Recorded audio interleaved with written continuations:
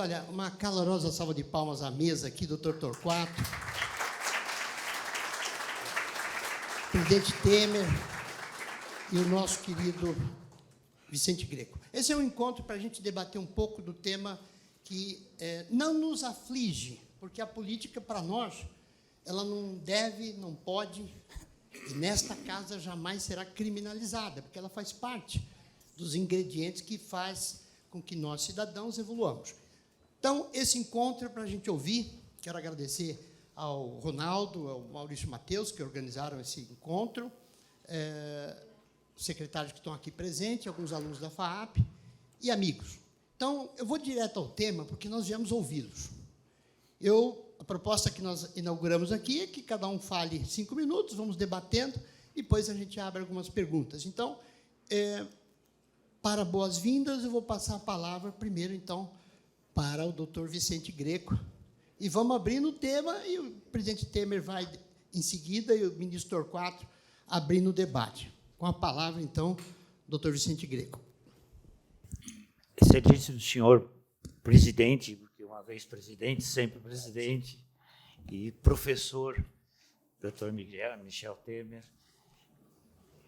doutor Torquato Jardim, e ao Agostinho Turbian, agradeço imensamente o convite de poder trocar umas ideias sobre a Constituição, a nossa Constituição e o nosso futuro em termos legais e constitucionais.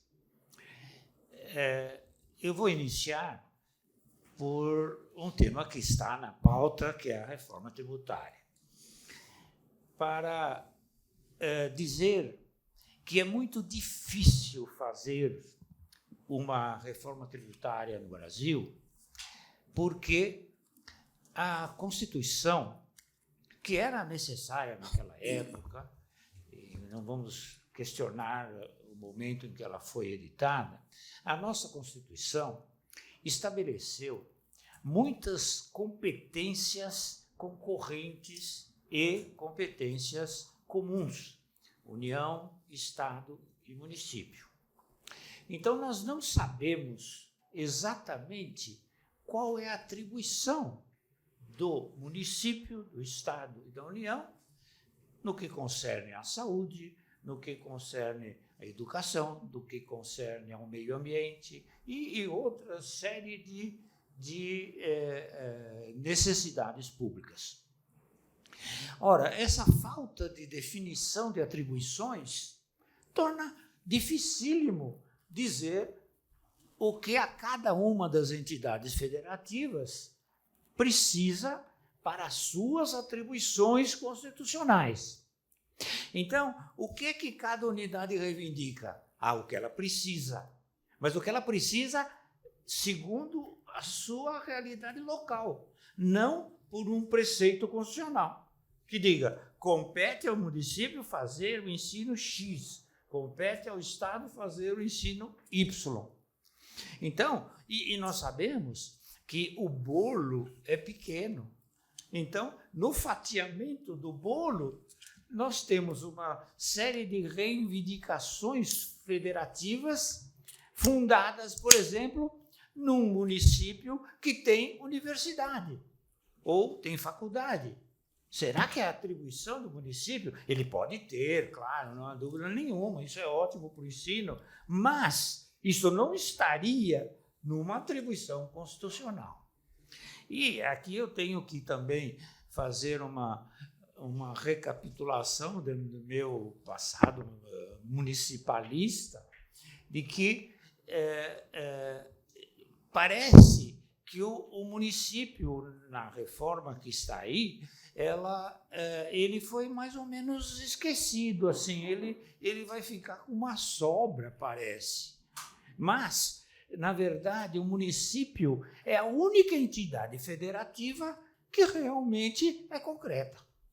Porque o Estado é uma abstração e a União mais abstração ainda. Então, me parece que talvez isso sirva para uma interpretação da reforma que está aí era necessária. Ninguém discute a necessidade de termos a reforma tributária. Agora, a reforma como está posta, que também ainda pode sofrer modificações de cenário, ela deveria ser interpretada, especialmente na lei complementar, que virá para estabelecer a alíquota. Então, a minha sugestão é que essa lei complementar faça pelo menos um esboço de atribuições. Então, você está recebendo X do bolo para fazer A, B, C e D. E faça-o bem. Então, essas são as minhas primeiras considerações. Bom, doutor Torquato Jardim, eu vou até oferecer esse microfone para o senhor falar bem pertinho aqui. Ou prefere esse? Então, vamos lá. Doutor Torquato, com a palavra. Eu devia ser o terceiro a falar, como antes anunciado, porque meu professor de Direito Constitucional vai falar depois de mim. Eu vou quase um exame oral agora. Vamos ver se eu passo essa prova oral. O que sugere o professor Vicente Greco Filho é um tema fundamental em qualquer reforma de qualquer natureza. Qual é, substantivamente, o espaço normativo de cada nível da federação? O que temos na Constituição são cláusulas gerais. Saúde, educação. Educação primária, alfabetização no município. Será? Então, esse espaço normativo substantivo está ainda muito em aberto, à espera de leis complementares, especialmente no âmbito de saúde e educação. Eu tenho uma fórmula einsteiniana que é E2R. E de educação, E de emprego, R de receita. Reportando-me aos seus inúmeros discursos, o presidente Temer, no qual afirmava que a primeira dignidade de um homem é ter um emprego, para atender a si e a sua família, ter um teto.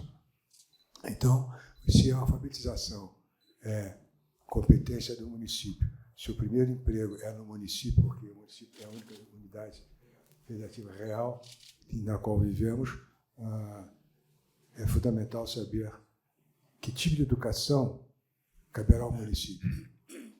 Porque, em palestra na Fiesp, presidida pelo presidente Temer, essa palestra do professor José Pastore, ele anotava que 83% das empresas brasileiras têm menos de 14 empregados. Nós somos uma nação de microempresários. E eu não vi ninguém falar disso na reforma tributária. E diz aí do professor Pastore que 40% dos trabalhadores brasileiros são informais. Como é que você vai tributar um informal? O tema da OAB e de outros profissionais liberais, médicos, todos mais. Né? Nós vamos passar de uma alíquota total de 14% para eventualmente 50%.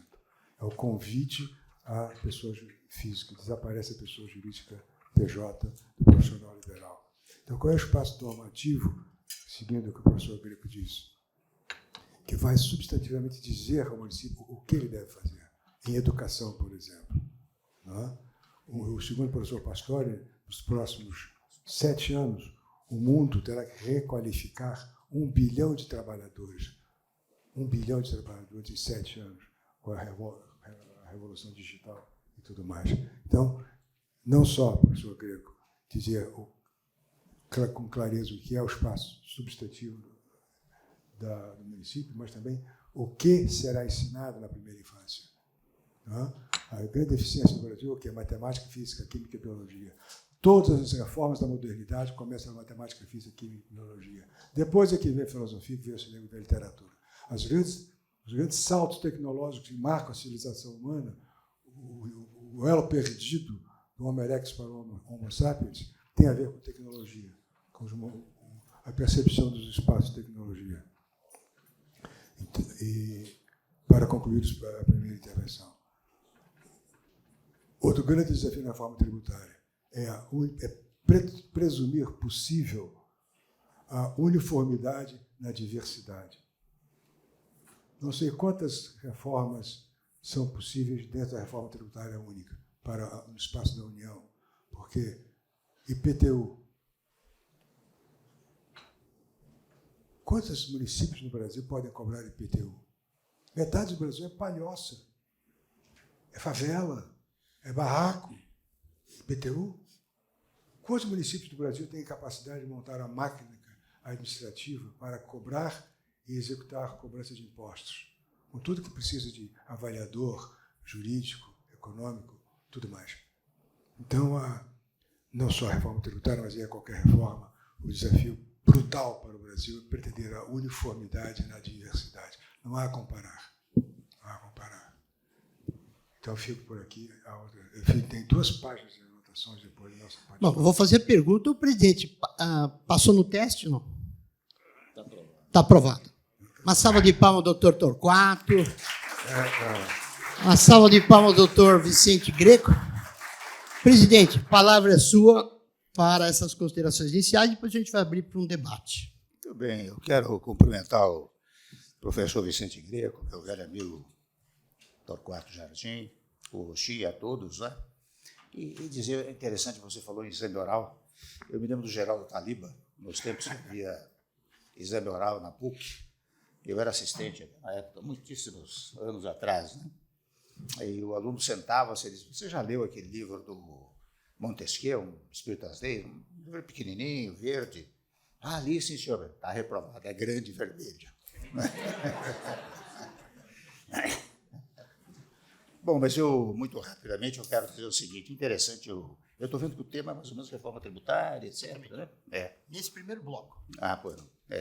Pois então, vocês sabem que é interessante, estava ouvindo o professor Vicente Greco e o Torquato, e o professor Vicente Greco levantou um tema interessante, onde as coisas acontecem, a velha história, para dizer uma obviedade, é no município. E é interessante como nós aqui temos uma cultura centralizadora, tudo em torno da União, não é? E interessante até, professor Vicente, viu, Torquato, que a figura da União não é criada pelo Constituinte, ela nasce em função daquele artigo que diz: o Brasil, a República Federativa, é constituída pela União, em minúscula, né? Pela União, não é a pessoa jurídica, de estados, Distrito Federal, municípios e territórios, né? Portanto, a União surge a partir da ideia de que a União é a agregação destas pessoas jurídico-políticas, né? União, estados, Distrito Federal, municípios e territórios. Mas interessante, aqui no Brasil, nós temos, e não é de hoje, isso é até da nossa formação colonial, né? A centralidade, a centralização é da nossa formação colonial. No Brasil colônia nós tínhamos o quê? No primeiro momento nós tivemos as capitanias hereditárias, que era uma certa centralização. Posteriormente, o governo geral, o próprio nome está indicando, centralização, não é verdade? Quando veio o Império você tinha até o poder moderador, era uma centralização, sem embargo, até de critérios democráticos que houvessem pautado o parlamento a partir de Dom Pedro II. Não é? Mas depois, quando vem a Primeira República, na verdade, nós tivemos problemas os mais variados, de 91 a 30, mas em 30, graças a Deus, né, é o que acontece sempre no Brasil, novamente uma centralização, que começa em 30 e vai até 45. Até eu digo sempre que nesse período, professor Vicente, nós tivemos presidente, mas não tivemos presidencialismo, porque é claro que aquele presidente não era fruto do presidencialismo. Não é? Depois, em 46, com a nova Constituição, vai até quando? Até 64. Os mais variados problemas, as coisas mais desagradáveis politicamente ocorreram de 46 a 64. 64, novamente, a história da formação brasileira, né? Novamente uma centralização, que perdurou de 64 a 86, 87, até, na verdade, a Constituição de 88. E, mais uma vez, eu digo, nós tivemos presidente, mas não tivemos presidencialismo, porque aquilo não é o presidencialismo. Então, com isto, é interessante, eu sempre tive a ideia de que a União pode ser poderosa, a Federação pode ser poderosa, se estados e municípios forem fortes, como é a Federação Americana, não é verdade? Mas aqui não, aqui tudo cabe à União. Eu até recordo, professor, a questão da CPMF, né? Vocês sabem que, inauguralmente, ela nasceu como Imposto Provisório de Movimentação Financeira. Sendo um imposto, era dividido com estados e municípios, porque uma parcela vai para o Fundo de Participação de Estados e Municípios. O que aconteceu em seguida? Mudou-se a denominação para contribuição, não é? contribuição provisória de movimentação financeira, já que contribuição, os valores vão diretamente para a União, não são divididos, Agostinho, com estados e municípios. E até uma coisa curiosa, a ideia é que, se você mudar a denominação, muda a natureza jurídica. E não muda, né? Nós temos esse mau hábito também, mau hábito no Brasil. Então, interessante, nesse caso da reforma tributária, não é poucos dias, ontem eu falava um pouco na Associação Comercial, e eu dizia, interessante, foi aprovado em 2 turnos de votação, mas sequenciais, ou seja, no mesmo momento. Ora bem, a Constituição, quando se trata de emenda à Constituição, ela exige 2 turnos de votação, com um prazo entre um turno e outro turno. Qual é a razão de nós termos 2 turnos de votação? É para que aqueles que votaram de uma determinada maneira possam conhecer por inteiro o texto que foi aprovado e, sobre conhecê-lo, ainda meditar sobre o que votaram, porque podem, eventualmente, modificar o seu voto no segundo turno. De fora a parte, naturalmente, as discussões que se dariam entre o primeiro e o segundo turnos. E o regimento, até eu devo dizer, o regimento da Câmara e do Senado permitem a quebra do interstício. Lá tem o interstício de 5 dias, mas há a possibilidade da quebra do interstício. Eu confesso, quando fui presidente da Câmara, nas 3 vezes que presidi a Câmara, eu tomava um cuidado extraordinário para não quebrar o interstício, porque na minha cabeça só era quebrável, digamos assim, em situações extremas, como calamidade pública, comoção interna, não é? Mas, no geral, você deve deixar um período temporal entre um turno e outro para haver uma meditação sobre o que foi votado. Aliás, até, quando menos seja, para conhecer o texto. Vocês sabem que muitas vezes, quando você passa quebrando o interstício de um para outro turno de votação, os deputados nem conhecem o texto, não é? Quem conhece são os líderes, etc., mas alguns interessados, mas a grande maioria sequer conhece o texto. Ora bem, numa matéria de uma importância, de uma relevância extraordinária, como é a reforma tributária, né, você tinha que tomar esse cuidado, vamos deixar discutir mais um pouco, etc. Mas a ideia, e aí o que mobiliza o pensamento, né, é a atividade política. Precisamos aprovar isso logo. Então, vamos aprovar como seja. Eu me recordo, quando nós empreendemos a reforma trabalhista, eu levei 8 meses, não é, doutor, para formatar um projeto de reforma trabalhista, porque eu disse ao Ronaldo Nogueira, que era ministro do Trabalho, disse, olha, vá a todas as centrais sindicais, vá aos empresários, né, Federação de Indústria, de Serviços, etc., vamos formatar uma coisa de comum acordo. E assim foi feito. Depois foi para o Congresso discutiu aquela matéria, e eu confesso que, no caso da reforma tributária, eu acho que ela tem, digamos assim, um sentido positivo, uma espécie de alívio, porque há mais de 30 anos se fala na reforma tributária e não se consegue implementá-la, né? Mas é apenas isso. No mais, eu acho que ainda ela é objeto, eu até não conheço, confesso, na intimidade, todos os critérios da reforma. Mas levanta-se, por exemplo, o tema do chamado Conselho Federativo, né, que vai decidir, etc. Ontem ainda eu dizia, interessante, hoje quem decide essas coisas gerais é o CONFAS, mas decide por unanimidade, o que é uma homenagem à federação. No presente momento, vai decidir por maioria. Então, interessante, eu não sei se isso não vai agredir a federação, porque, veja bem, uma determinada matéria pode ser aprovada por 52% dos estados. É claro que leva em conta a população, etc., né? Mas você terá 48% da Federação Brasileira que está em desacordo com aquele sistema. Será que vale a pena? Será que isso não é uma divisão entre estados? Não é? Será que é útil para o país? Enfim, eu levanto muito rapidamente essas questões preliminares, não quero me alongar, para não passar do tempo que, gentilmente, ao Agostinho, o professor Vicente Greco e o professor Torquato gastaram. Eu fico por aqui nessa parte introdutória. Na primeira parte, obrigado. A salva de palmas para o presidente Temer.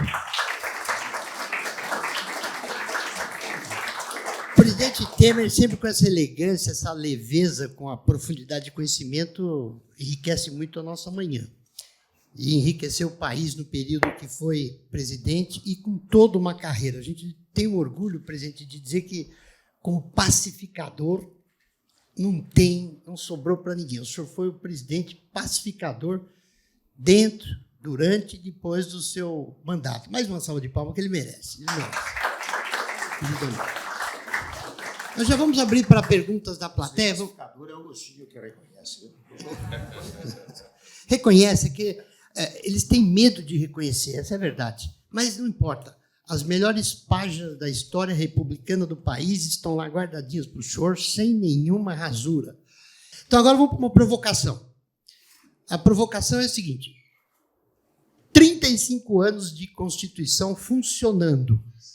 A primeira pergunta que eu vou passar para o ministro Torquato Jardim é a seguinte: em 35 anos, foi para melhor em quê? Foi para pior em quê? Essa é uma provocação. 35 anos de Constituição, grandes realizações do Estado brasileiro.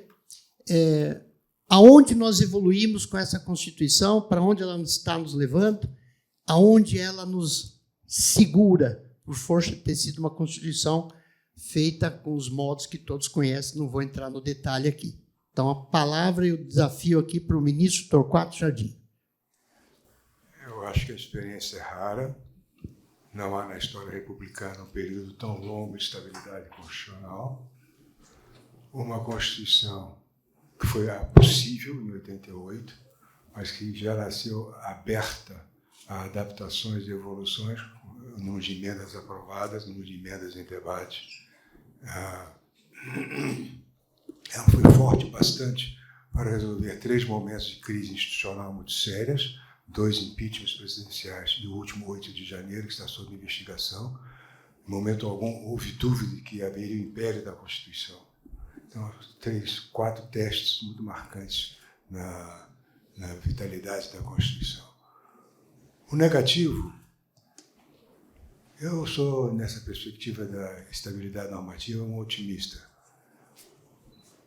Visto de ângulos pequenos, pode haver crítica, sempre. Mas no grande quadro, a tela é maravilhosa. No grande quadro, ela está na parede, ela é eficaz, ela tem sido suficiente para delimitar. É claro, há muito que rever. Conversávamos há pouco sobre, aqui mesmo na mesa agora, sobre independência e harmonia de poderes. Mas essa é a construção constante. Eu li há poucos dias trabalho sobre estabilidade, um estudo longo sobre estabilidade de ordem constitucional. Eu não sabia, mas a Carolina do Norte, nos Estados Unidos, quando elegeu o governador, um jovem do Partido Democrata, a maioria da Assembleia Legislativa era republicana. Então, eles passaram uma emenda constitucional na Carolina do Norte, extinguindo 3 cargos na Suprema Corte Estadual, porque eles seriam preenchidos pelo novo governador jovem democrata. Entendeu? E ficou. Não precisou AI-5, precisou caçar ministro supremo, aposentar ministro supremo. Isso é emenda constitucional. É triste e lamentável do ponto de vista ético, sim, mas foi mantido o rito constitucional. E isso aí já é outro grande tema para provocar os 2 professores. Muitas vezes o rito constitucional está mantido, mas substantivamente está violado algum princípio ético, algum princípio subjetivo fundador da ordem constitucional. Doutor Vicente Greco, suas considerações na linha que nós propomos aí nesse debate. Bem, Bom, agora eu que vou fazer o exame oral para o professor Michel Temer de Constitucional. A nossa Constituição de 88 é o que a doutrina chama de Constituição dirigente, né? Ou Constituizione diretiva. Ela era necessidade naquele momento histórico, mas para chegar a algum lugar, para ir para frente. Tanto que eu não conheço, houve um trabalho que eu fiz uma análise de 57 constituições a que tive acesso. Nenhuma delas sofreu tantas emendas quanto a nossa. Eu acho que nós somos campeões. Essa é a taça de ouro do Brasil, é as emendas. Mas isso, a própria Constituição já trazia algumas contradições que o tempo vai ter que ir construindo. Então, por exemplo, a nossa Constituição foi sendo votada como parlamentarista. Tanto que o ministro Nelson Jobim confessou que o artigo 2º da separação dos poderes não chegou a ser nem votado. Porque quando chegou lá pelo artigo 60, mais ou menos, houve o plebiscito sobre parlamentarismo e presidencialismo. Então, o nosso presidencialismo, como bem disse o professor Michel Temer, é artificial, ele não é exatamente um presidencialismo. Então, a Constituição, então eu digo, era e é e continua sendo e continuará sendo absolutamente necessária, mas para evoluir. E numa dessas evoluções que eu sinto a necessidade é um reequilíbrio dos poderes. Porque a Constituição ficou meio parlamentarista e inclusive, nós temos institutos tipicamente parlamentaristas. Por exemplo, a LDO. A LDO é parlamentarista, ou seja, é um recado do Congresso para o seu chefe de governo mandar um orçamento com certas diretrizes. Agora, o que acontece? Ambos são leis, a LDO e a lei de orçamentária são leis. Então, o que é que vale? Tanto que não vale que este ano não tem ainda LDO. Não foi votado LDO. Então, essas contradições, eu acho que vão ser aperfeiçoadas. Agora, o fundamental na Constituição, que são as garantias individuais e todo o sistema de garantias que foi montado, processual e penal, apesar de nem sempre ter sido respeitado na prática, porque daqui a pouco ser mal educado é crime, né?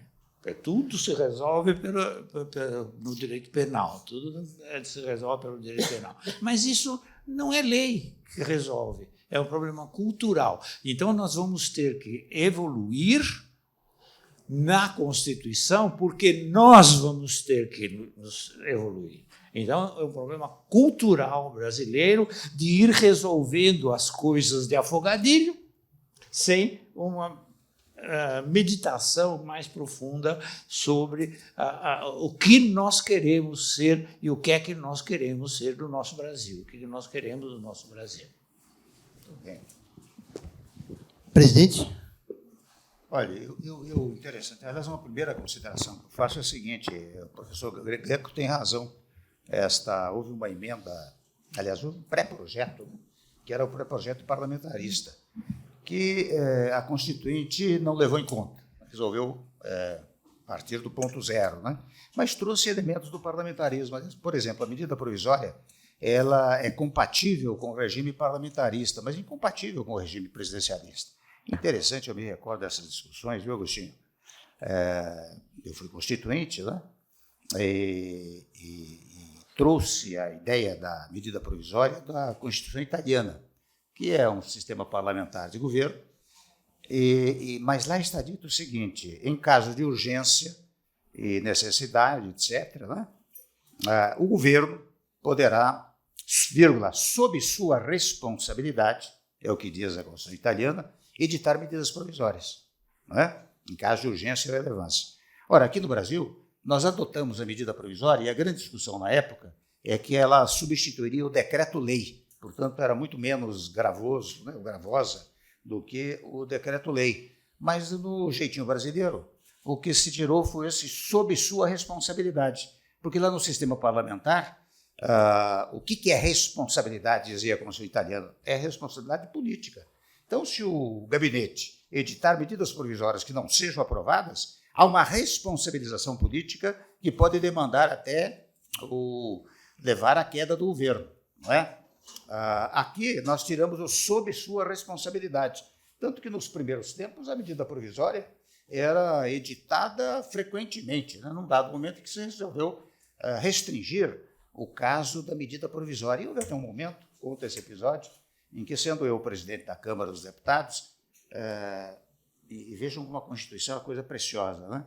Eu estava meditando sobre essa história de um dispositivo da Constituição, dispositivo literalmente expressado, né, que diz assim, olha aqui, se a medida provisória não for aprovada no prazo X, que é o prazo de 45, 60 dias no caso, 45 dias, ela tranca todas as disposições normativas do Congresso Nacional. Nada mais pode ser votado.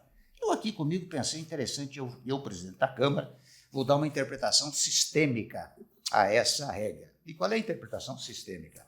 Ela é a seguinte, no conjunto constitucional, o Legislativo legisla, o Executivo executa, o Judiciário julga. Portanto, a função primeira, essencial para legislar é do Legislativo. Ora, se há uma exceção a esse princípio no texto constitucional, e a exceção é medida provisória, ela não pode ser interpretada ampliativamente, mas tem que ser interpretada restritivamente. Portanto, eu até levei esse despacho lá na terça-feira e li no plenário, né, dizendo o seguinte, olha aqui, a partir de agora, a medida provisória só vai trancar as disposições normativas de matérias versáveis por medida provisória, porque não tem sentido que uma regra restritiva, né, ela seja ampliada. Por exemplo, você não podia votar emenda à Constituição, decreto legislativo, não poderia dar continuidade à discussão de leis complementares. Ele disse, não é isso que diz a Constituição. Nós temos que dar uma interpretação sistemática de todo o sistema constitucional.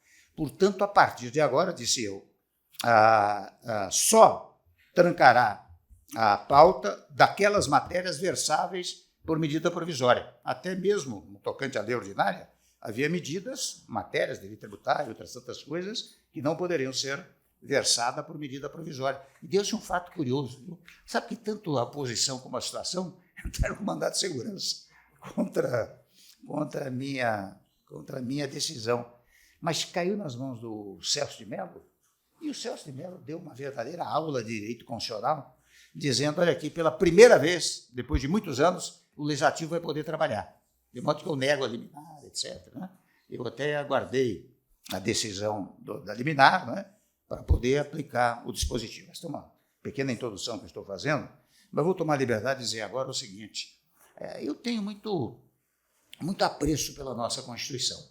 É interessante, embora ela seja, e tem razão o Torquato e o professor Vicente Greco, ela é muito pormenorizada, né? Detalhista. E sendo pormenorizada, ela restringe a área discricionária, tanto do legislador ordinário como do julgador, porque as coisas todas estão, muitas vezes, literalmente estabelecidas. Por isso que, de fato, há hoje mais de 110 emendas à Constituição e há em tramitação cerca de 1.200 propostas de emenda constitucional. Porque, na verdade, como ela literalmente dispôs sobre muitos temas, o legislador ordinário não pode modificar o sistema normativo por lei ordinária. Então, a todo momento, ele precisa entrar com emendas à Constituição. De fato, restringiu a área discricionária do Legislativo e do Judiciário. Mas é interessante, eu observo, professor Vicente, que nós não cumprimos a Constituição. Nós, eu digo, coletivamente considerados. Pelo seguinte, vocês vejam, interessante, vamos pegar o tema da paz, por exemplo. Né? No preâmbulo da Constituição, primeiro eu quero fazer uma pequena consideração. De vez em quando as pessoas me perguntam, Temer, vem cá, você disse que o poder é do povo, etc. Onde é que está escrito isso? Eu disse, está na Constituição. Porque, mas como é que o povo se manifestou? Eu disse, por meio do texto constitucional. O que é que aconteceu em 87, 88?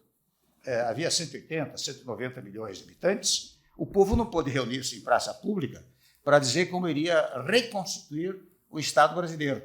Então, disse, olha aqui, eu vou mandar representantes meus para formularem a minha vontade. E mandou 500 e tantos representantes, entre os quais eu próprio, dizendo, escrevam aí qual é a minha vontade. E para dar o tom político disso, logo se estabelece no preâmbulo da Constituição, as pessoas dão pouca importância ao preâmbulo, né, que vem de preambulária, antes de caminhar, antes de entrar. no texto, né? Qual é o recado que está dado? Dizendo, olha, vocês constituintes vão criar um Estado pautados pela ideia da paz interna e internacional. E quando você vai ao texto constitucional, você encontra dizeres do tipo, todos são iguais perante a lei, não podendo haver distinção de sexo, raça, credo político, religioso, etc. Né? Qual é a determinação constitucional? Portanto, qual foi a vontade do povo? Unam-se todos. Unam-se todos significa que não vai haver divergência de programas, de conceitos, até ideológicos? Não, porque essa divergência ela decorre do artigo 1º da Constituição, que diz: o Brasil é um Estado democrático, e democrático de direito, ainda acrescentou. Não é? De modo que a divergência é típica da democracia. Por isso que a oposição é fundamental a ela, democracia. Você não tem um poder único, mas você tem um poder controlado, um poder fiscalizado. Quem é que fiscaliza? É a oposição. Muitas e muitas vezes a oposição, quando diz alguma coisa, quem está na situação ouve aquilo e diz: poxa, tem razão. Eu próprio, professor Vicente Greco, eu, num dado momento, em 2 decretos, eu acho que não estou claro, eu acabei modificando os decretos pelo que a oposição dizia. Entendeu? Agora, o que ocorre aqui no Brasil, e aí o não cumprimento da Constituição, é que o significado que eu estou dando é o significado jurídico de oposição. Mas aqui se utiliza o significado político. Ou seja, se eu perdi a eleição, meu dever é destruir quem ganhou a eleição. E isso é na área nacional, na área estadual, na área municipal. Né? A pessoa não tem consciência de que a oposição também governa, porque ela ajuda a governar, não é verdade? Quando fiscaliza. Primeiro ponto. Segundo ponto. Então, digo eu, quando eu menciono esse artigo da igualdade, apenas para exemplificar, eu digo, não significa que não vai haver debate. Haverá debate. É importante. Deriva da história do Estado democrático. Não é? Primeiro ponto. Segundo ponto é que, veja no plano internacional, coisa curiosa, agora com essa história da guerra da Ucrânia e da Rússia, fala-se muito em artefatos nucleares. Né? O que a nossa Constituição estabelece a respeito dos artefatos nucleares? Diz assim: os artefatos nucleares só podem ser utilizados para fins pacíficos.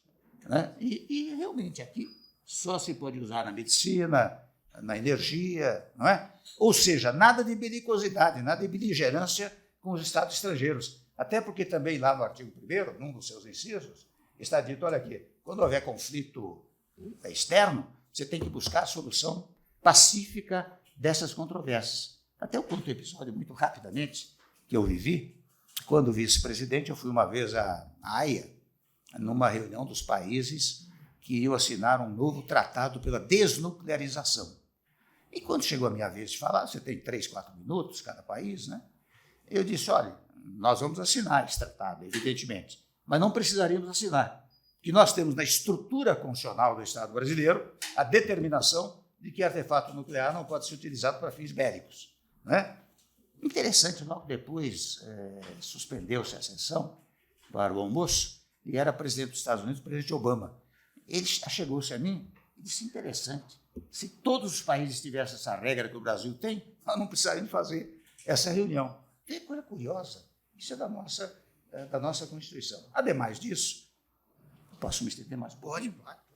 Ademais disso, você sabe que é interessante eu acho que essa longevidade, relativa longevidade que o Torquato mencionou, estamos falando de 35 anos, né? Da nova Constituição, e isto é um fato ímpar, faço um pequeno corte, porque aqui no Brasil é assim, de tempos em tempos nós queremos um novo Estado, queremos uma nova Constituição. Né? Veja, a República tem 91, tem 34, tem 37, tem 46, tem tudo que aconteceu em 64 em diante, né? 67, 69, 88. Né? A cada período nós queremos uma nova Constituição na imaginação de que um novo Estado, uma nova Constituição resolve todos os problemas. Né? Mas esta, de qualquer maneira, tem sido razoavelmente longeva. E é longeva, penso eu, porque nós conseguimos amalgamar os princípios liberais com os princípios sociais. Eu dou exemplo de princípios liberais. Você pega livre iniciativa, direito à propriedade, o artigo 5º, com 79 incisos dos direitos individuais, que o professor Vicente diz que nem sempre se cumpre. é verdade. Não é? E que não são exaustivos, são exemplificativos. Porque o parágrafo 2º desse artigo diz, olha aqui, o elenco aqui estabelecido não impede a invocação de outros derivados da interpretação constitucional, veja a interpretação sistêmica, não é? E dos tratados internacionais de que o Brasil faça parte. Então, esses princípios, digo eu, são princípios do liberalismo, princípios liberais. Agora, você tem também os princípios sociais. Você pega, por exemplo, lá no artigo 7º, né? Aliás, o capítulo é encimado com o título, né? Dos direitos sociais. E veja, nós levamos os direitos dos trabalhadores para o texto constitucional. O artigo 7º é que garante 13º, férias, auxílio-prêmio, auxílio-maternidade, auxílio-paternidade, etc, etc, etc. Estão no texto constitucional. São direitos sociais. Quando você lê a Constituição, diz a saúde é direito de todos, a educação é direito de todos, a segurança pública é direito de todos, dever do Estado. Que direitos são esses? São direitos sociais. Então, este amálgama, esta mistura dos direitos liberais com os direitos sociais é que tem permitido uma certa longevidade da Constituição Federal. E eu até me recordo mais um episódio, a gente vai tendo quilometragem por causa da idade, não é por causa da sabedoria. Né? Mas eu tive um episódio durante a nossa presidência, o Torquato era ministro da Justiça, se lembra disso, em que um candidato à presidência diria, quando nós discutimos a reforma, que nós chamávamos de modernização trabalhista, alguns candidatos diziam, olha, o Temer está acabando com todos os direitos trabalhistas. Até nós ganhamos um vídeo, né, Torquato? Eu fui obrigado a dizer o seguinte, olha aqui, meu cara, você quer ser presidente da República, eu recomendo que leia a Constituição Federal. Primeiro ponto. Mas, para não ter trabalho, eu te caminho logo para o artigo 7º da Constituição, onde você vai ver que os direitos dos trabalhadores estão no texto constitucional. Eu estou fazendo isso por lei ordinária. E você deve, desde já, saber que lei ordinária não pode modificar o texto constitucional. Então, digo eu, nós não estamos tirando nenhum direito do trabalhador. Ao contrário até, nós estamos acrescentando. Vocês sabem que o trabalho temporário, por exemplo, o chamado trabalho intermitente, não era reconhecido legalmente. Ele foi reconhecido, de tempos em tempos, pelos tribunais trabalhistas. O trabalho remoto não tinha garantia trabalhista. Nós demos na reforma trabalhista direito trabalhista para o trabalho temporário e para o trabalho remoto. Não é? Veio a pandemia, até imaginávamos isso, mas o trabalho remoto garantido pela lei trabalhista. E mais ainda, nós partimos do suposto verdadeiro de que as grandes forças produtivas do país, eu vou fazer um pouco de propaganda aqui da reforma trabalhista. Nossa.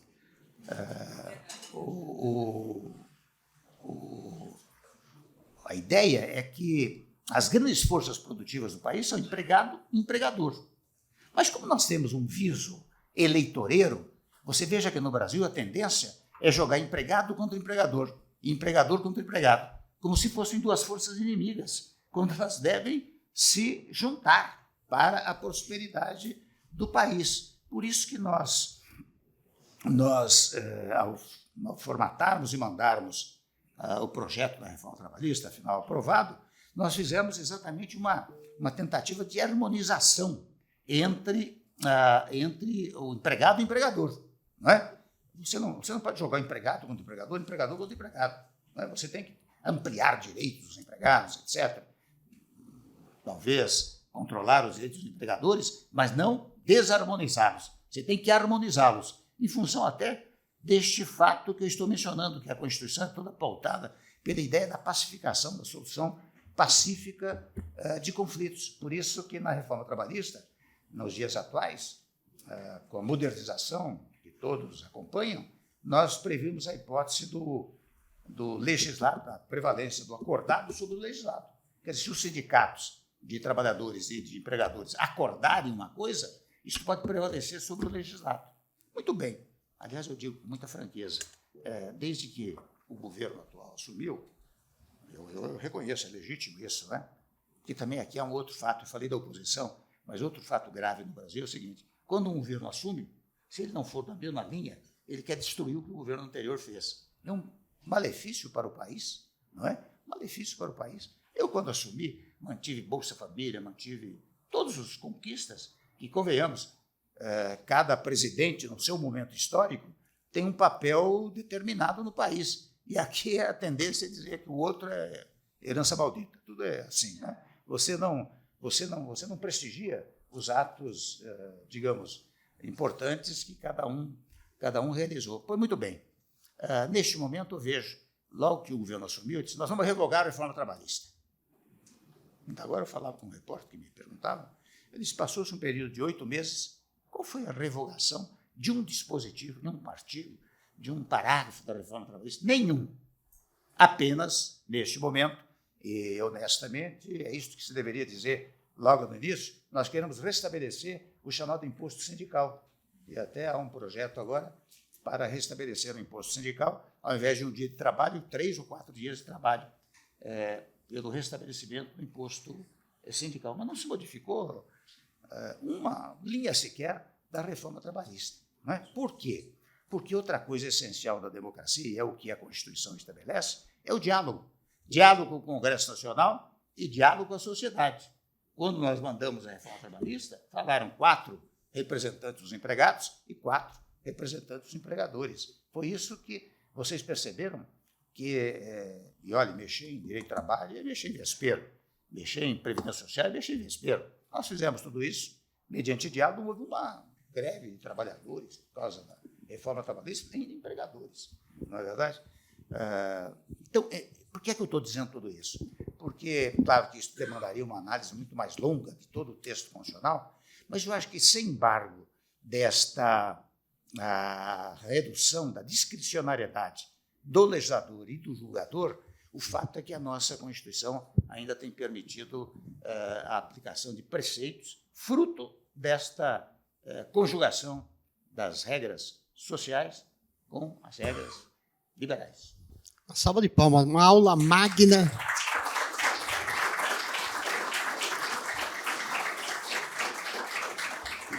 Simplesmente extraordinário. Eu tenho certeza que os alunos da FAP que estão aqui, que vão ser diplomados já, devem estar satisfeitos. Quero cumprimentar o Daniel Maranhão, que está aqui, o CEO da Grant Thornton, grande parceiro, prestando atenção, gravando tudo que o senhor falou lá, e vai para algum cliente, eu vi isso aqui no presidente Temer, do doutor Vicente Greco, doutor Quatro Jardim. Mas eu quero pedir à nossa produção que passe um vídeo do deputado Aguinaldo Ribeiro, que é o relator da reforma tributária na Câmara dos Deputados, que manda um abraço, vai dizer aqui, era para estar aqui conosco, né, Ronaldo e o Maurício Matheus, mas motivos de força maior no Congresso não pôde estar. Então, vamos apagar a luz e colocar o vídeo, por favor.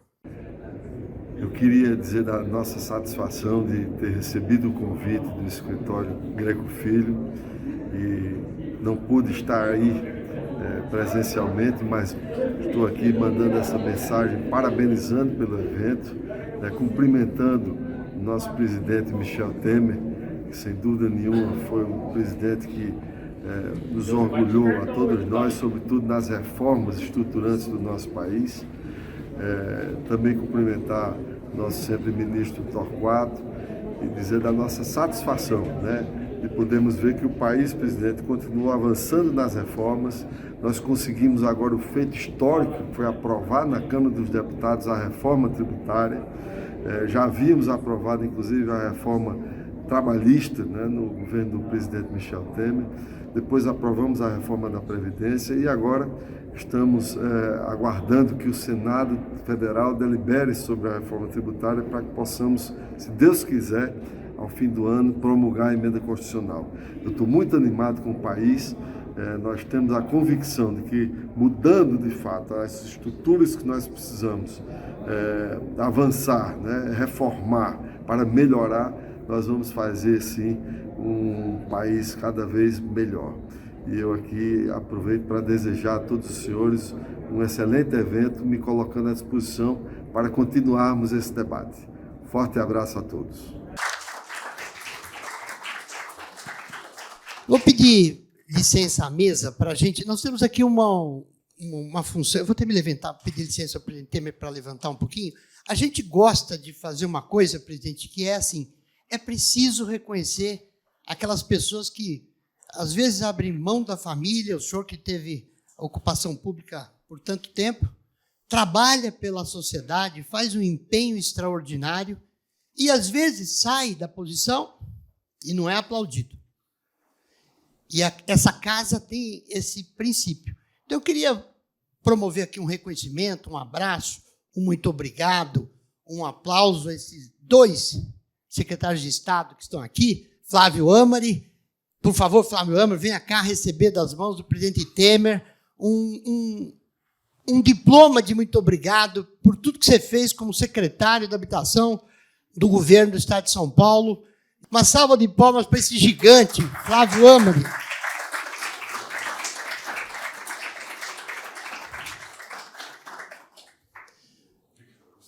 Flávio, você tem direito a uma palavrinha aqui, 1 minutinho. Fica aqui, presidente.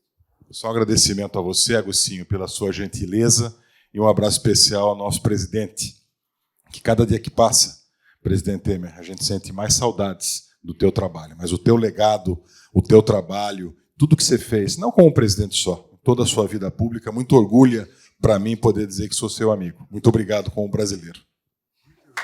Obrigado, Flávio. Obrigado, Flávio. Agora, convidar aqui o nosso Fernando José da Costa, secretário da Justiça e Cidadania, fez um trabalho brilhante, uma salva de palmas para esse advogado talentoso.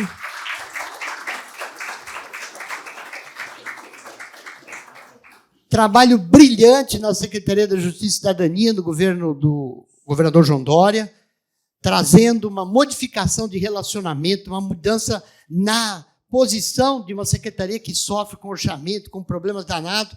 Então, Fernando, a palavra é sua um pouquinho. Agostinho, mais uma vez agradecê-lo por esse importante encontro com essas pessoas aqui, agradecer os alunos da FAAP, que têm hoje essa oportunidade de aprender com essas personalidades da vida pública. Queria cumprimentar o nosso sempre ministro, tivemos a honra de, na última gestão, trabalharmos juntos no governo do Estado de São Paulo, ao lado do Flávio, meu queridíssimo professor Vicente Greco Filho, tive a honra de, na São Francisco, ser seu aluno, e, sem dúvida nenhuma, o nosso brilhante, querido amigo, presidente Michel Temer. Só vou fazer um elogio ao presidente Michel. Foi meu aniversário nesses últimos dias e foi a primeira vez que eu vi alguém ser muito mais festejado que o aniversariante, que foi o nosso presidente Michel Temer. Uma pessoa querida, uma pessoa respeitada pela sua competência, pela sua honestidade e pela sua simplicidade. Uma honra sempre estar consigo, presidente. Obrigado, Agostinho. Fiquem por aqui.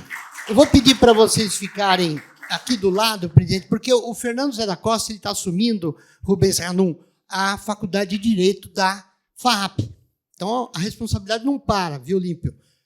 Então, nós vamos fazer aqui, presidente, nós temos uma universidade corporativa aqui que ela tem um programa de educação continuada. Então, nós chamamos alunos para que eles possam ouvi-lo numa aula magna e depois discutir com o professor lá na FAAP. Então, vou pedir à Tatiana que liste aqui os nomes. Eu vou pedir que os alunos venham todos aqui à frente. Nós vamos diplomá-los todos de uma vez só. Então, a Tatiana vai chamá-los. Vou pedir que o senhor fique ali, presidente, Vou chamar também o doutor Torquato Jardim para nos acompanhar e o doutor Vicente Greco. Essa diplomação. Cada um vai recebendo o diploma, a Tatiana vai chamando e entrega para um aluno. Todos de uma vez só. Ana Luísa Mendes Gomes da Silva.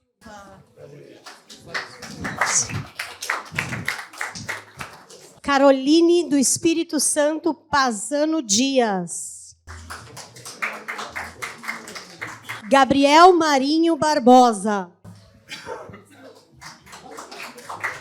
Luísa Vilela Lopes. Maria Eduarda Mischiati Seco. Nicole Spagnoli Dias. Rafael de Oliveira. Raquel Araki. Rosana Garcia Solha.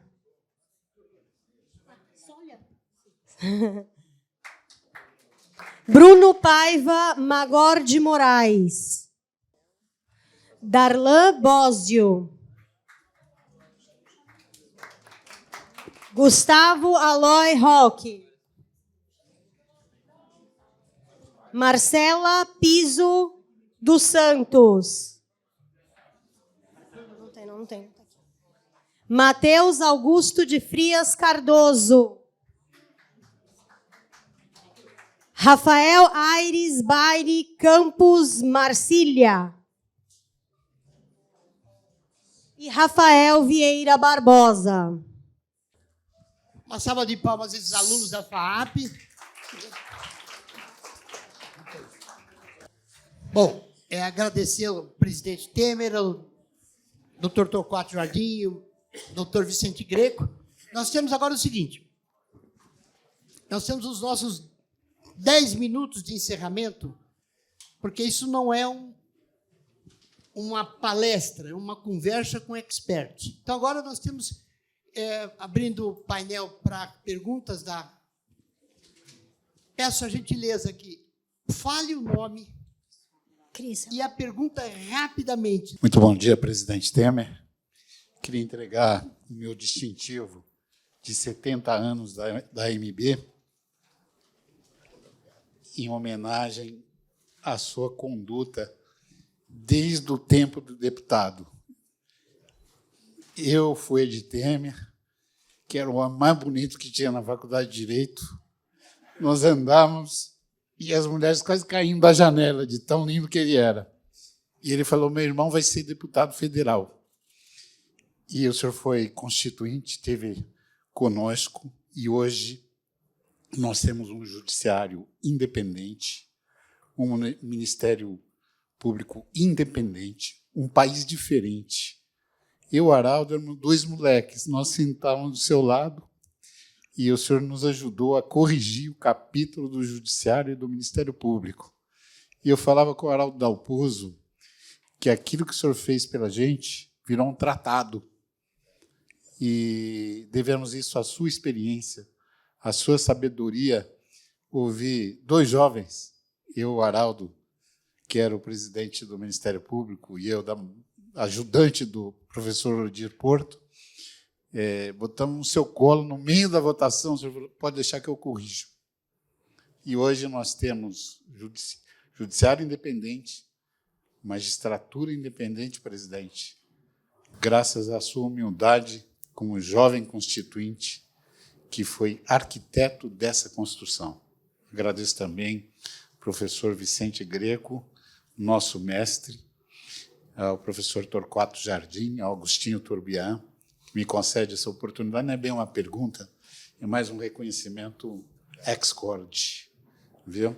Eu fiquei muito feliz de caminhar esse espaço com Vossa Excelência, e o Brasil, melhor ainda, porque o Brasil hoje tem um judiciário independente, um Ministério Público independente, graças ao seu trabalho de jovem constituinte, professor nosso de Direito Constitucional, e que construiu o capítulo, ajudou a construir o capítulo da magistratura e do Ministério Público. Nosso sonho era com república, com democracia, com judiciário independente e magistratura independente. Falam do maior flagrante do planeta. Está aqui o professor Vicente Greco. É o maior flagrante nulo que já fizeram no mundo. Desabafo. Obrigado, presidente. Obrigado. Bom dia, Daniela Magalhães, secretária-geral da OAB São Paulo. Muito foi falado aqui nessa manhã de raríssima e rica reflexão sobre transformação, capacitação de funcionários, transformação cultural e até mesmo na nossa reforma trabalhista, veja aí a questão da uberização, né, que desafia a nossa sociedade moderna e atual.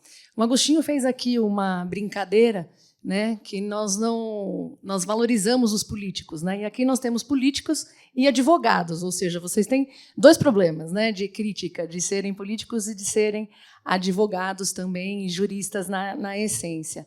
Eu não tenho dúvida, presidente, de que a advocacia é indispensável, a administração da justiça, e lá muito bem consta como a única profissão regulamentada no nosso texto constitucional. né? E não vejo também qualquer hipótese dela sair. Mas, assim como o mundo, a advocacia está em transformação. E ainda que eu não vislumbre uma possibilidade de sermos retirados do texto constitucional, a tributação, aqui que o nosso professor Vicente Greco trouxe, pode nos afetar muito, chegando aí a comprometer, ministro Torquato, o exercício regulamentado da profissão, o que seria um golpe duro no exercício da advocacia, né? Nós somos aqui em São Paulo 355 mil advogados, né? Apenas 40 mil organizados em sociedade de advogados, o que significa um grande comprometimento de organização e de desenvolvimento de uma atividade que é essencial e indispensável à administração da justiça, ainda que exerçamos um trabalho intelectual, né, no desempenho da nossa atividade. E a minha pergunta seria aqui, aí eu vou jogar a bola para quem quiser responder. Nós fizemos aqui na OAB São Paulo a audiência pública para tratar da reforma tributária numa discussão técnica e jurídica, né? A reforma tributária é boa, ela é necessária, é aguardada. Mas nós temos espaço nesse momento de transformação do mundo e de transformação tributária para tratar a advocacia como profissional liberal, que e assim como os médicos, e engenheiros e arquitetos, com uma alíquota diferenciada e em regime especial para que a gente possa continuar fomentando o crescimento do desenvolvimento da nossa atividade? Essa é a minha pergunta. Muito obrigada. Bom, pelo que eu leio nos jornais, porque eu não conheço o texto completo, mas vai ser inevitável que haja uma distinção entre as diversas atividades.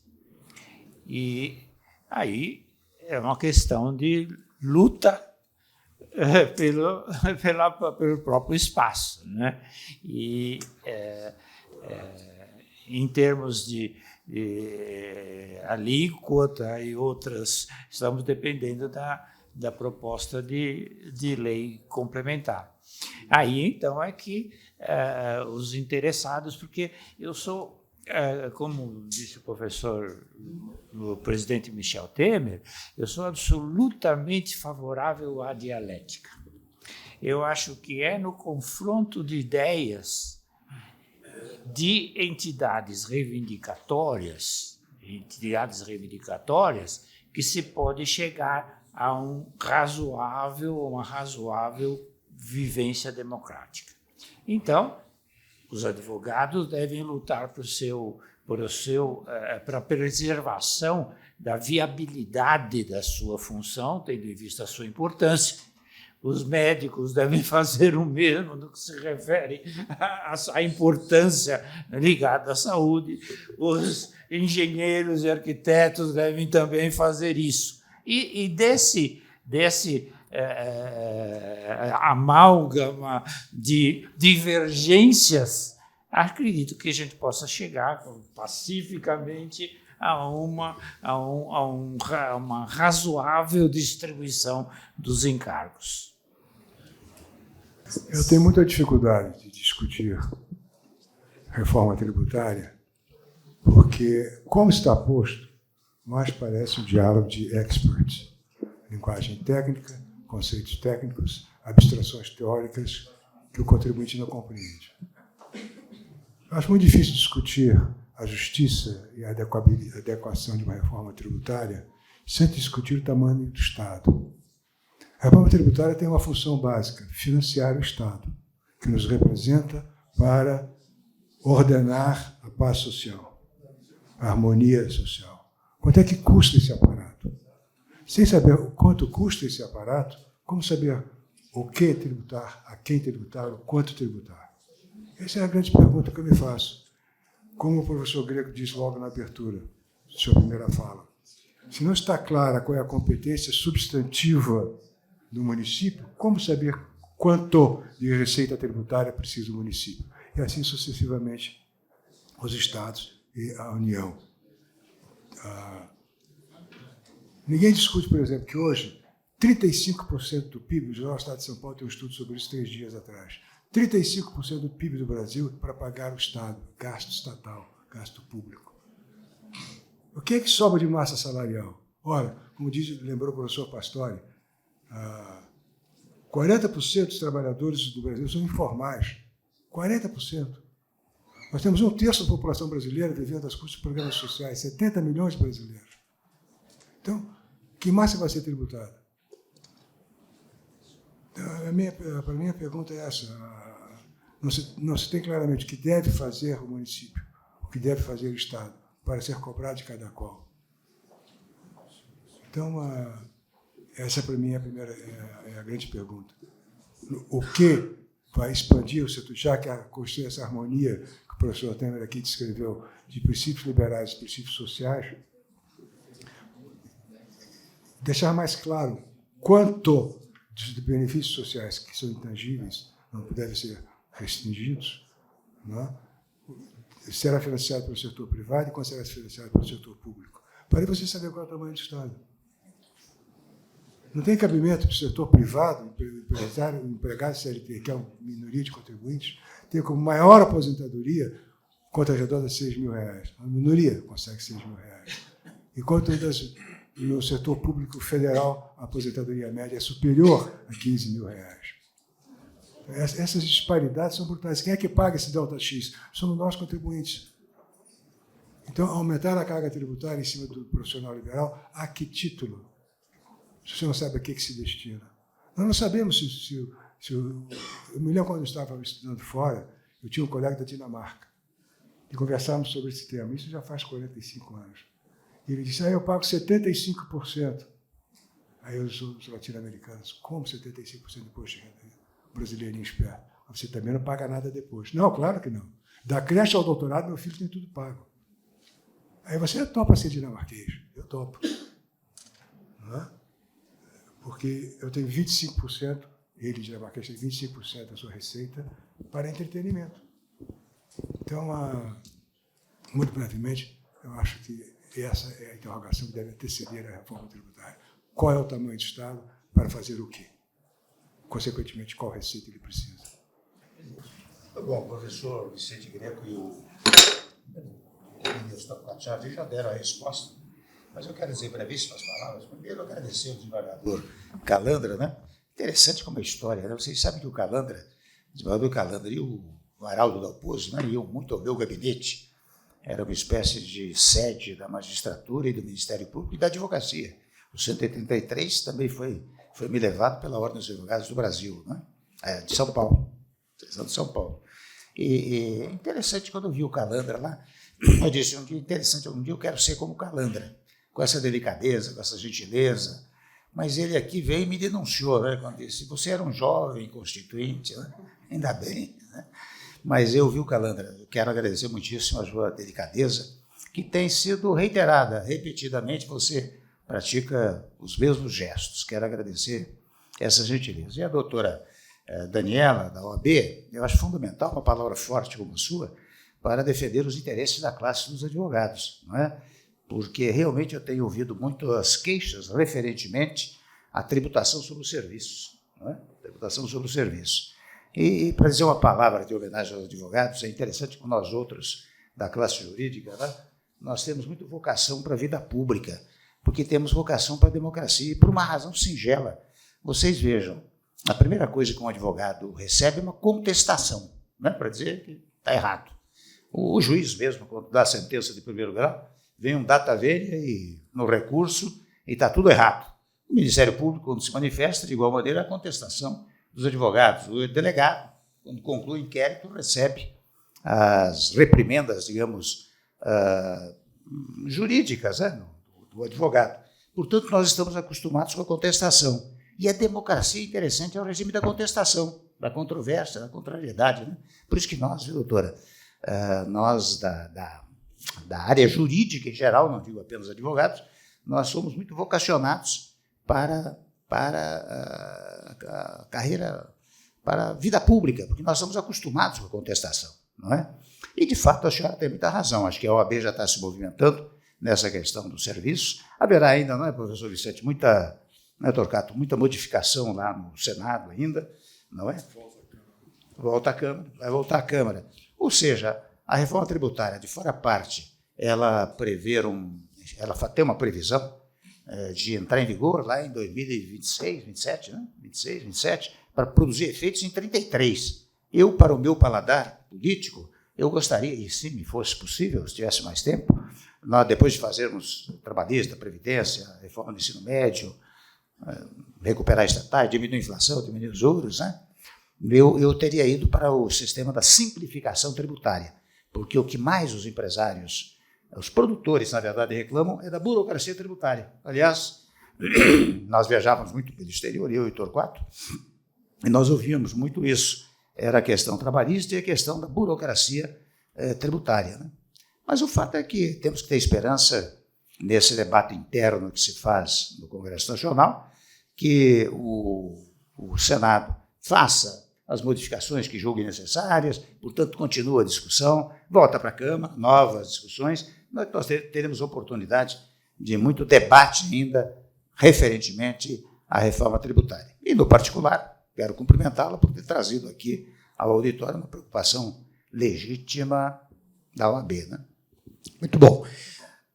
Nós temos uma última pergunta, por conta de tempo, aqui o doutor Leandro... Agostinho, só um instante. Para não perder o passo da reforma tributária, não é só o que será modificado no Senado do presidente Temer e que volta à Câmara dos Deputados, é que temas fundamentais estão sendo deixados na lei complementar e na lei ordinária. Fazer isso na Constituinte foi muito bom, porque deixou acomodar o diálogo posteriormente ao longo de 30 e poucos anos. Mas na reforma tributária, entre vigor 26, 33 ou 36, nós não sabemos muitos pontos importantes na cadeia do cálculo tributário, dos investimentos nacionais e internacionais, como fazer, em que setor fazer isso, sem conhecer toda aquela longa lista de temas que estão sendo remetidos à lei complementar. Esse é o mais perigoso. É o mais perigoso, ficar a ilusão que foi feita uma reforma incapaz de ser eficaz. E na ordem jurídica, na ordem política, na ordem social, nada pior que uma norma jurídica ineficaz. Então, nós temos a última pergunta, por conta de tempo, peço a compreensão de todos. Doutor Leandro Freire, presidente Temer, doutor Torquato Jardim, doutor Vicente Greco, ele veio do Tocantins especialmente para este encontro, para ouvi-los, e ele, então, tem o direito da última pergunta, depois da resposta que cada um pode dar a ele, eu já peço a gentileza que faça as considerações finais e, pela regra do jogo, a última palavra do presidente Temer, que encerra a nossa solenidade, e assim nós ficamos dentro do tempo e as agendas estão cumpridas. Então, doutor Leandro Freire, por favor. Obrigado, Agostinho. Parabéns, Agostinho, pelo evento, de suma importância. Meu nome é Leandro Freire, sou atuante no Tocantins, no norte do país, no direito agrário, como bem colocado pelo presidente Michel Temer, a qual eu externo uma grande admiração pelo senhor, sobre o direito de propriedade. A minha preocupação é sobre o direito de propriedade, regularização fundiária. Inclusive, Tocantins tem mais de 40 mil propriedades que carecem de convalidação de título paroquial. Outro ponto muito importante é sobre a questão das políticas públicas com relação à licença para desmatamento, o impacto que pode gerar para o agronegócio, para o pecuarista. O outro ponto é sobre a questão da garantia do direito de propriedade. Como que vai ficar, diante do cenário, né? Para mim, como um advogado atuante, é um ponto muito importante, e o senhor, que tem um grande conhecimento, ouvir o que o senhor pensa a respeito sobre o direito de propriedade e a regularização fundiária, principalmente no norte do país, onde tem mais propriedades que carecem de ser regularizada, seja ela de origem estadual, municipal ou federal. Obrigado, doutor Leandro. Vou começar, então, com a resposta do doutor Torquato Jardim, depois, dentro da resposta, as considerações finais, a resposta do doutor Vicente Greco, suas considerações finais, e o presidente Temer com resposta, considerações finais, conforme eu fui orientado pelo embaixador Ricardo Cury. Faça assim que vai dar certo. Estou cumprindo. Eu achei que ia ser o último de novo. É mais tranquilo. O direito de propriedade está absolutamente garantido na Constituição, desde a primeira, 1924, com a grande inovação que veio por influência da cultura de Weimar, pós-Primeira Guerra, que é a função social da propriedade, que lá está assegurada. Enquanto houver a função destinação social, as limitações infraconstitucionais serão constitucionais, não é contestar. O desafio maior é a regularização fundiária. E esse foi um grande esforço do presidente Temer. Eu me lembro de uma viagem que fizemos a Ubatuba, não foi? Especialmente para entrega de título de propriedade. Esse é um desafio brutal. Principalmente na Amazônia. Você sabe que o Brasil tem 4 Amazônias, dependendo do cartório que você for. Tem 4. O empresário assistindo regularmente, você, dono da Amazônia, somando os 4 andares que ele tinha, dava mais que a Amazônia é legal. Então, esse sim é um desafio brutal. E, tanto quanto tenho de memória, todos os governos federais dos últimos tempos se empenharam em regularização fundiária. Uns com mais sucesso, outros com menos sucesso. Com a consideração geral, muito obrigado pelo convite. Foi um prazer estar aqui mais uma vez com o professor Temer, o professor Greco Filho, e eu sempre aprendendo muito. Muito obrigado.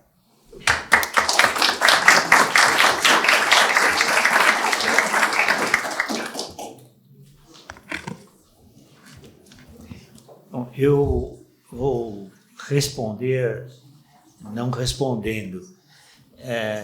A questão, como disse o doutor Quarto, é realmente da regularização fundiária. Mas não é só no Tocantins, não. Em São Paulo, temos aqui na região da Jureia e outros lugares de primeiro andar, segundo andar, terceiro andar, quarto andar. Hoje tem o direito de laje, talvez, né? Então, um dos conflitos que vamos ter que lentamente resolver em termos sociais e culturais. Temos aí a problemática dos garimpeiros, né? Temos a problemática dos grileiros, então, e que isso não se resolve com lei, né? Se resolve com medidas para o aperfeiçoamento social. E nós somos um país jovem, né? Nós somos um país jovem. Uma ocasião, um professor de Portugal, de Coimbra, que veio fazer a análise do nosso departamento, ele disse, olha, em termos de titulação, de trabalhos, está ótimo, mas a sua biblioteca do Largo São Francisco é uma biblioteca modesta. Eu disse, professor, o senhor está comparando com o quê? Com a biblioteca de Coimbra? Quando Coimbra foi fundada, nós éramos índios aqui no Brasil. Então, nós somos um povo jovem que ainda não se harmonizou. E essa é a nossa esperança. Professor e presidente Michel Temer, foi uma grande honra participar dessa mesa. Agradeço a oportunidade ao Agostinho pela possibilidade de estar aqui juntos. Eu, ministro Torquato Jardim, também, meus grandes agradecimentos pela oportunidade. Muito obrigado.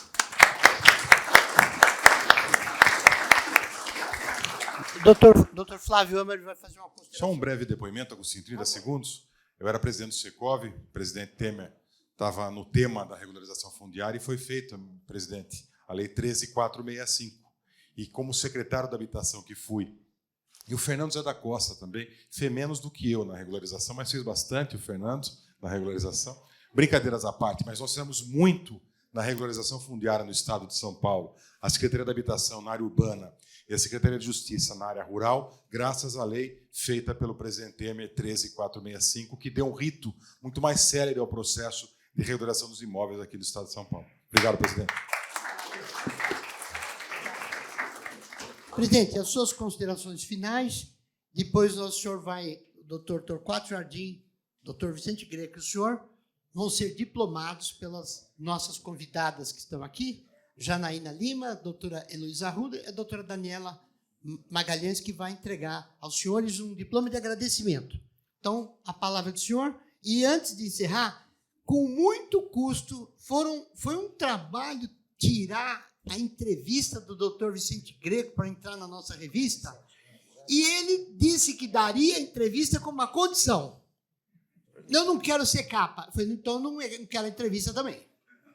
Então nós entramos numa negociação, presidente, porque ele falou, eu dou a entrevista, Agostinho, mas eu não quero ser capa, então eu não dou a entrevista. Bom, vai para cá, vai para lá, num trabalho do Ronaldo, da família, ele cedeu. Uma salva de palmas, essa entrevista maravilhosa. Leiam. Os alunos peguem autógrafo aqui. Isso aqui vale um tratado na defesa de tese. Presidente, a palavra é sua e depois do presidente está encerrada a sessão. Vamos para a entrega do diploma só. Duas brevíssimas palavras. Uma primeira para cumprimentar o professor Vicente Greco pela oportunidade que você teve de editar uma revista com uma entrevista do Vicente Greco, que, para minha surpresa, tem 57 anos de atividade na área jurídica e na área educacional. Portanto, em primeiro lugar, meu aplauso. Em segundo lugar, respondendo a sua questão, já responderam, mas a questão da propriedade está muito bem estabelecida no texto constitucional, especialmente que ela é submetida ao chamado bem-estar social. Um grande problema, o doutor Vicente Greco levantou bem, é a história dos andares. Né? Você tem, em Tocantins, talvez menos, o estado é mais recente, mas no Pará, Amazonas, etc., você tem 20, 30 andares, ou seja, são 20, 30 documentos sobre a mesma área. E isso é que tem que ser regularizado no nosso país. Mas não é uma regularização que depende do texto constitucional, mas de ações concretas das administrações locais. Né? Mas, Agostinho, que eu quero agradecer a gentileza de ter me convidado novamente para cá, especialmente colocando-me ao lado destas brilhantes figuras, que é o Vicente Greco, filho, e o Torquato Jardim, e a oportunidade de rever aqui muitos amigos e amigas que eu conheço, não vou dizer há muito tempo, porque eu posso ter muito tempo, mas elas e eles não. Muito obrigado a você. Muito obrigado, presidente. Gostaria de chamar a doutora Daniela Magalhães para diplomar o doutor Torquato Jardim.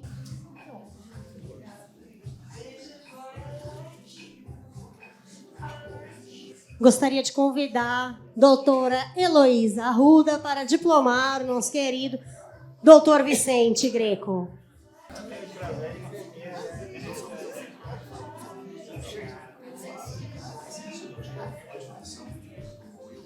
E gostaria de convidar a nossa querida vereadora Janaína Lima para diplomar o nosso também estimado doutor Michel Temer.